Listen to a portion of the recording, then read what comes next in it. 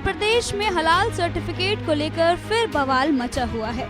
उत्तर प्रदेश के मुख्य सीएम योगी ने एक बार फिर हलाल सर्टिफिकेट को लेकर बड़ा बयान दिया, जिसके बाद हंगामा मच गया है।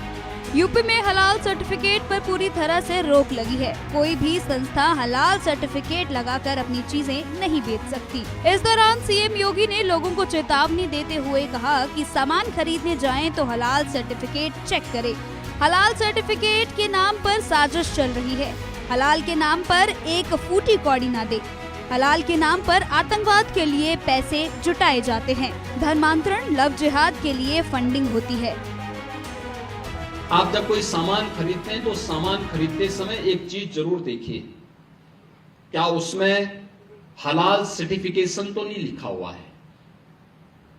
यानी हर वस्तु में हलाल सर्टिफिकेशन हमने यूपी में बैन किया है। मुझे लगता है कि आज यूपी के उत्तर प्रदेश के अंदर कोई उसको खरीदने का या कोई बेचने का दुस्साहस नहीं करेगा।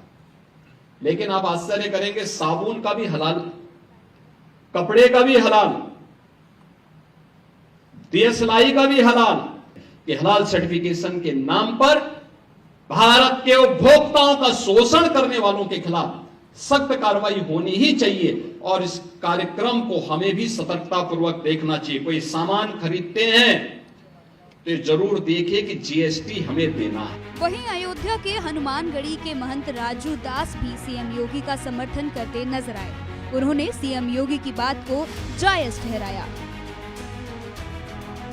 उत्तर प्रदेश के यशस्वी मुख्यमंत्री योगी आदित्यनाथ जी महाराज ने सही कहा कि हलाल प्रोडक्ट नहीं खरीदना चाहिए, क्योंकि हलाल प्रोडक्ट पे जिस प्रकार से आतंकवाद द्वारा फंडिंग की जाती है कि जो भी व्यक्ति हलाल प्रोडक्ट खरीदता है उससे जो भी धन आता है वो तमाम देश तोड़ने की साजिश, धर्मांतरण, लव जिहाद, यहाँ तक कि देश में किस प्रकार से दंगे फसाद बवाल कराए जाए उस पर पैसे खर्चे किए जाते हैं। इसके नाते हिंदू सुरक्षा सेवा संघ सिद्धपीठ हनुमानगढ़ी से मैं महंत राजू दास पूज्य योगी आदित्यनाथ जी महाराज के विचारों का समर्थन और सपोर्ट करता हूँ।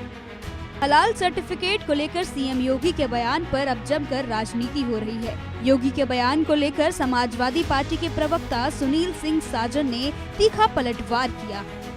उत्तर प्रदेश के माननीय मुख्यमंत्री योगी आदित्यनाथ जी को समय निकाल करके इस देश का इतिहास पढ़ना चाहिए। इस देश को बनाने में हिंदू, मुस्लिम, सिख, ईसाई सबका खून लगा है, सबका पसीना लगा है। आप इस्लामिक राजनीति की बात कर रहे हैं। आप धर्म को सबसे पहले आगे ले आते हैं।